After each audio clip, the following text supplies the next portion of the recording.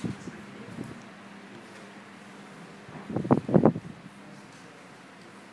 coach and fellow speakers, good afternoon. Good afternoon.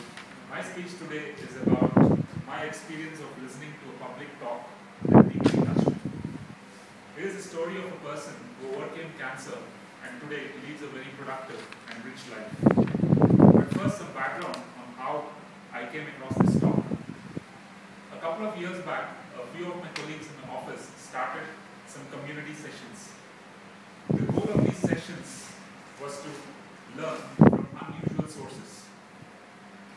We used to meet fortnightly in a conference room, listen to some public talks, mostly TED talks, and then reflect upon those learnings.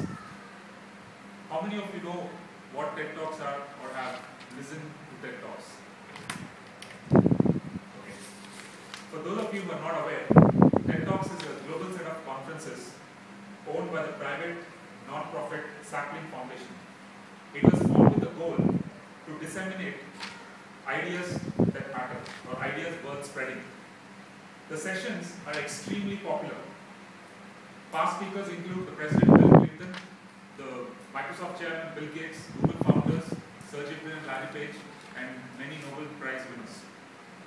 During the sessions, we listened to a lot of inspirational talks, like the famous Steve Jobs address to the graduating students at Stanford, or a talk looking at architectural patterns in nature and then using them in engineering designs, or the talk by Salman Khan on how video lectures are reinventing education.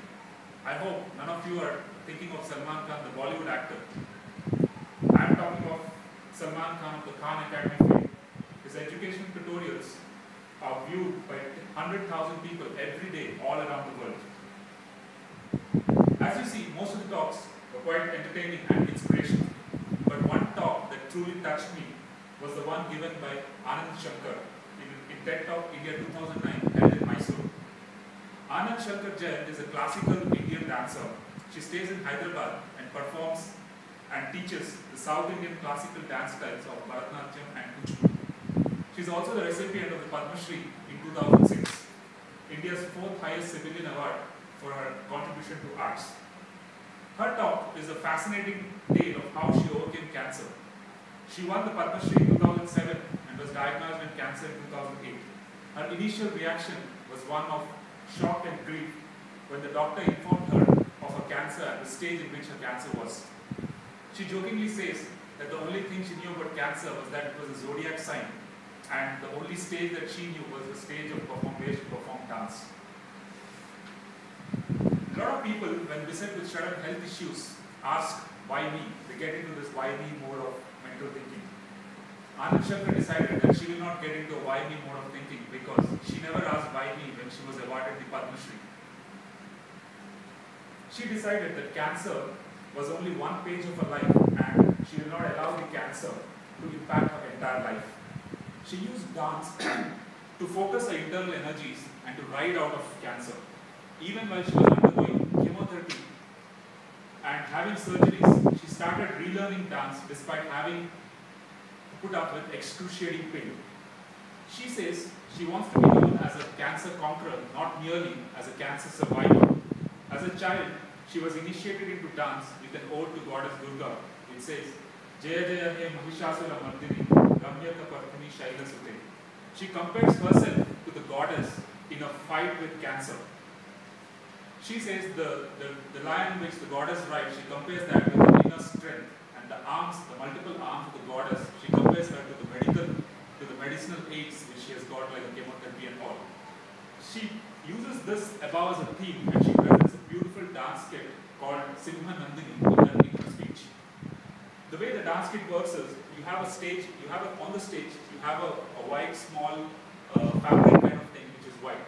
On that, on the background of classical music, which is very heart-rendering, she actually uses her feet as part of the dance movements to actually trace out a line on the white wall.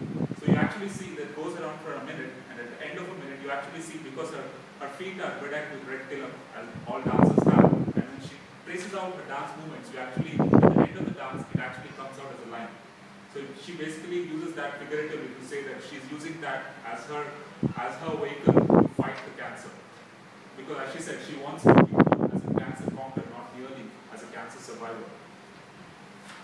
To conclude, words cannot describe her talk or her dance. In her own words, her story is a story of overcoming setbacks, overcoming obstacles and challenges that life throws at you. It's a story of the power of thought, power of choice, and the power of conviction that one's future can be written by one's own hands. This particular talk has been voted as the top 50 inspirational talks on YouTube. Please go and see the video of the talk in YouTube or from the TED Talk site. I can guarantee you that at the end of the talk, you will find yourself speechless with admiration.